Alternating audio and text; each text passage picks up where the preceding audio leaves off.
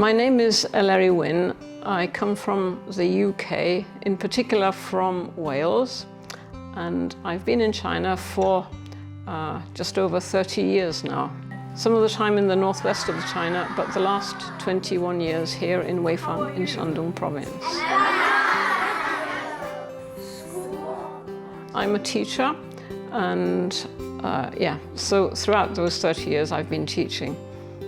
So I worked as a teacher in Xi'an, Lanzhou, Yantai and Weifang, both at university level. I've taught in a training school, and I also go to countryside schools. So in the last number of years, I've often been to countryside schools and very much enjoyed the time teaching English to children in the countryside. I really want them to enjoy learning English, so I put my heart and soul into making the lessons interesting and lively. Turn left and you'll see the monkey. Very good. I would go several times a month and sometimes stay for a few days, go to one or two or sometimes even more schools and then teach the children English.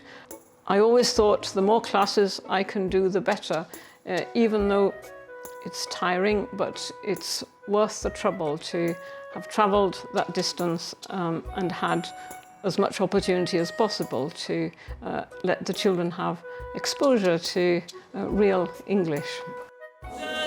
Knees and toes. Head.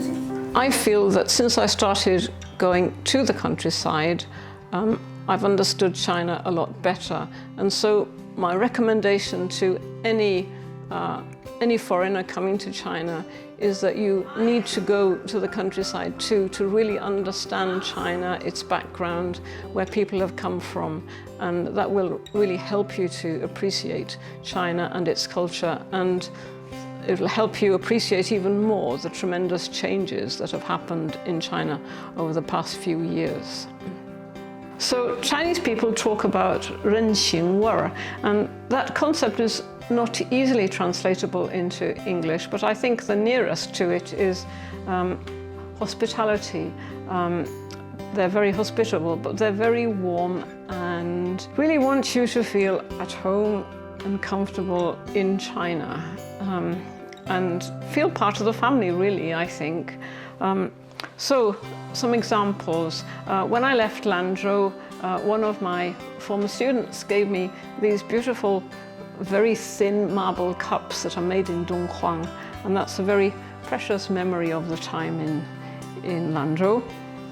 And one of my former students, when I went to Jiangsu, gave me this teapot, which is a very special teapot, and you can press the lid and stop the water from pouring out. And that's a very precious, to me it's very precious because the friendship with these friends is very, very precious to me.